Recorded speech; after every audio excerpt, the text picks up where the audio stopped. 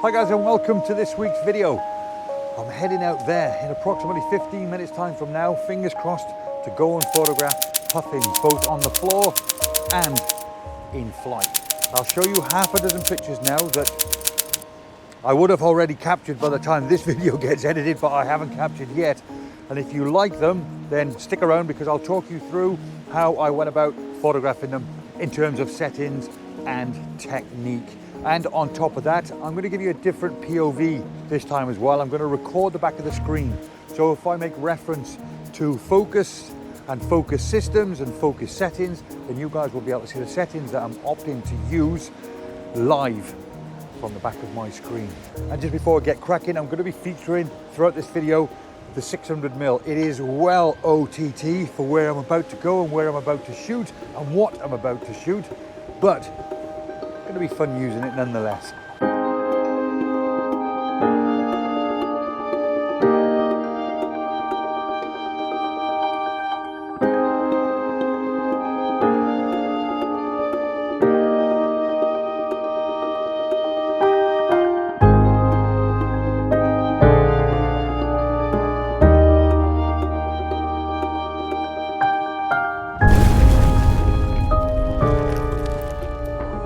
So first of all, hi guys and welcome to this week's video. It's puffin season.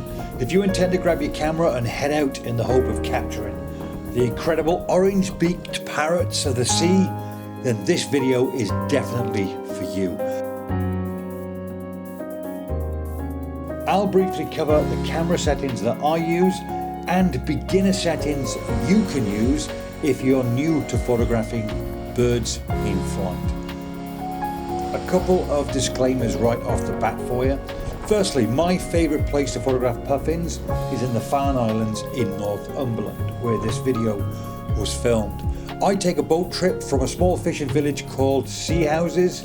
I always use the same company that you'll see in this video, but I haven't been sponsored in any way to create this video. I pay to go on the boat trips just like you. Secondly, the images created in this video were captured on the 16th of May, just a few weeks back, and the puffins at that point were still laying eggs. Because they weren't feeding their young, they weren't catching sand eels. That's just in case you were wondering why none of the birds in flight had any food in their beaks. But I'm heading back out on Tuesday, where undoubtedly most flying puffins will be carrying food for their young. So some 4 weeks on, and it'll be a different scenario completely.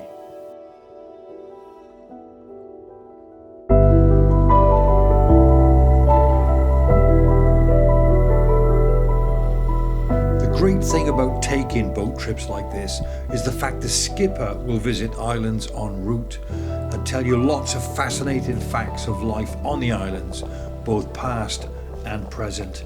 That's assuming you've got the stomach for it, of course. Now, as mentioned, this is obviously where you'll have your hours landing on the island, and everyone will have a complete hour.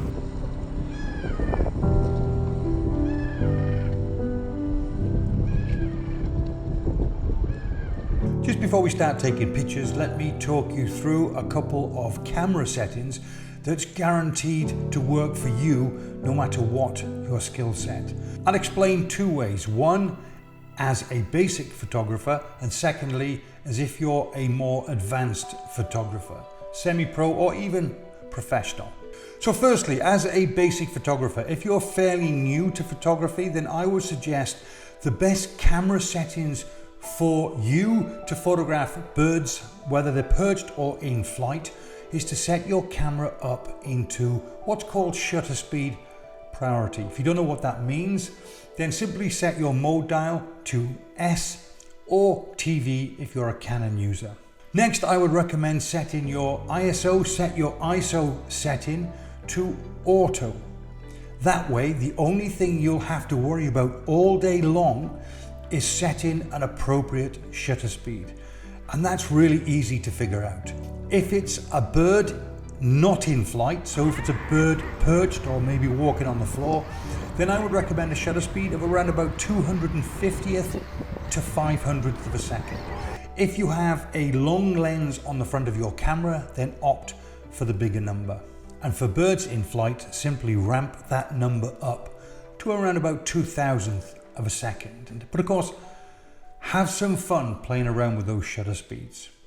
And for the more advanced users, I would set your camera up into manual, set your aperture to around about 5.6 or f8, preferably f8, if A, there's lots of light, and B, you're using a long telephoto lens.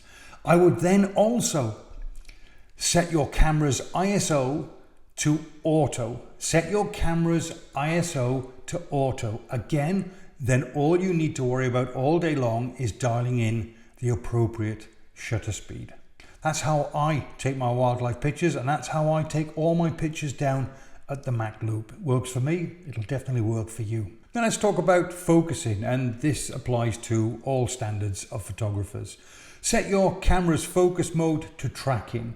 That's AFC or AI servo if you're a Canon user, or of course if your camera has AI eye detection built in, then of course opt for that. And the final setting that we have to give consideration to is set your camera up to burst, multi-fire.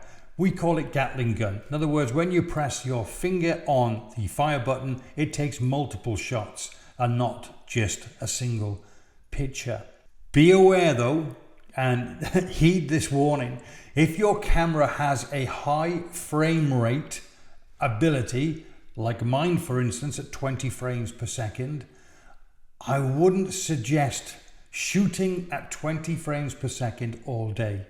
Otherwise, in the cold light of day, sat in front of your screen, it's going to take you hours and hours to trawl through all of those pictures.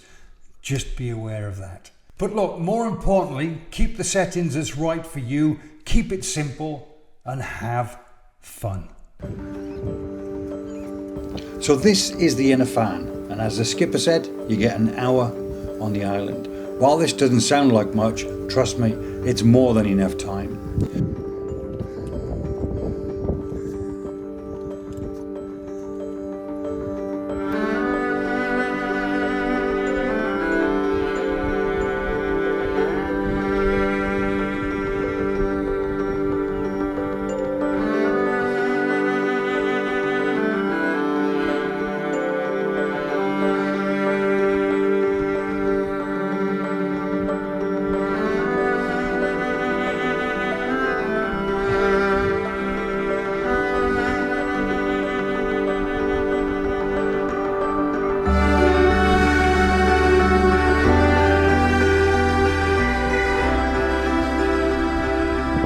As you look around the island now, it might seem quite quiet, but bear in mind, I filmed this video around about 4 weeks ago. The island today and until the end of July will look very different. It'll be a hive of activity. Chicks, or as they're better known, pufflings, will require constant feeding, roughly 25 meals per day. Both parents will be flying back and forth in search of their favourite meals, sand eels and herring.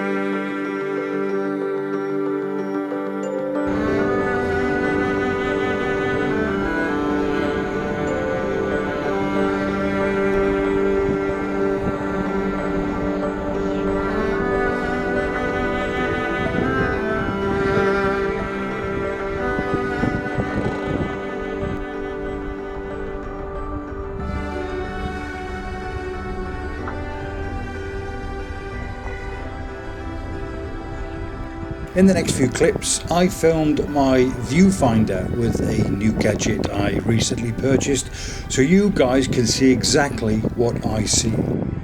Having an intelligent autofocus system on your camera, as you can clearly see, really makes a huge difference. Pause the video at any time to see my settings, but please bear in mind the settings displayed on the back of my camera are for video and not photography. I'll make a more comprehensive video showing the focus system in action for photography in the coming weeks.